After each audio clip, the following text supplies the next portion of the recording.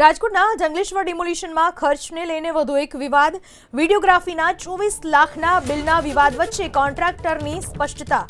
Contractor Hitesh ભાયાણીની media સમક્ષ સ્પષ્ટતા. ડિમોલિશનના 2 દિવસ પૂર્વે અપાયું હતું કામ.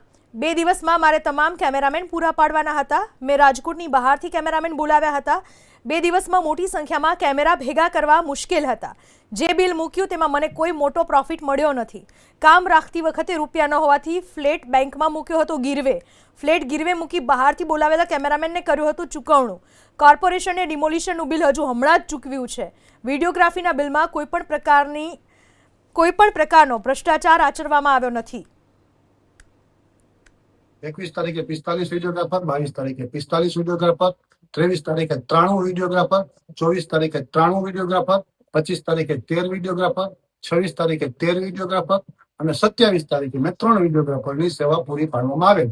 આ જ્યારે મેં ડિમોલેશનની કામગીરી કરેલી ત્યારે વિડીયોગ્રાફરોને ચૂકવવા માટે પણ મારે પોતાને મારો ફ્લેટ ગીરવે મૂકી અને 25 લાખ રૂપિયાની મેં લોન લીધેલી છે, જેના હપ્તા આજ સુધી ભરું છું.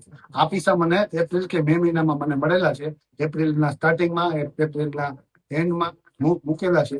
આજ દી સુધી હજી સુધી પૈસા હું બેંકમાં ભરું છું, પણ ટાઈમ નથી મળ્યો મને કે હું લોન પૂરી કરી શકું.